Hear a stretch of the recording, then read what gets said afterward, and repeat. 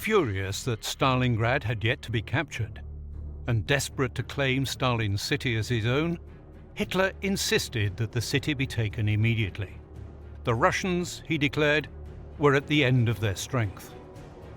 In response, on the 13th of September, German forces launched a major offensive on the city. Several times over Stalingrad, I strapped myself into my bird, freezing.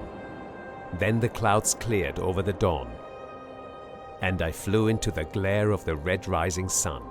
At first, it was still a little warm in the cabin from the engine, but at 3,000 meters above the target there was a biting cold, so that we arrived frozen stiff. The flak, which had been pretty much dormant for the last few days, had become unpleasantly alert again. Russian fighters are also back in the area, showing little grit, but it's still not exactly cozy. The battle is now about blocks of houses, streets and railway stations. Thick black clouds of smoke make it difficult to see in the fall, with only burnt-out ruins in sight. The Russians tenaciously defend every pile of rubble, no matter how small. The attack slowly eats its way into the destroyed city. Wind and rain showers all day.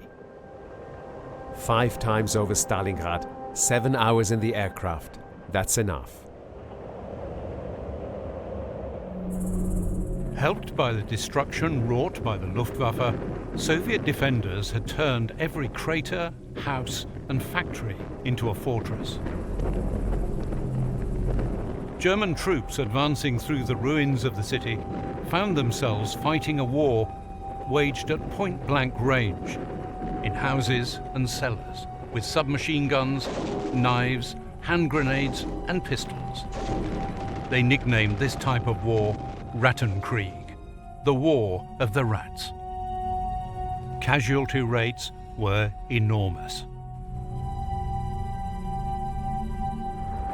The Russian defends himself with unimaginable vigor.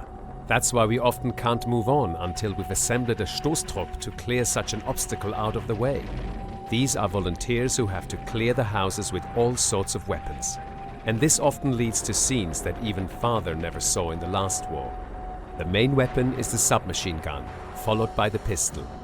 But especially in the flats, action often has to be quick and spontaneous. And then bayonets, spades and knives are often used. One comrade, for example, hit Ivan in the shoulder with a spade so hard that it lodged in the bone, and he was unable to remove it.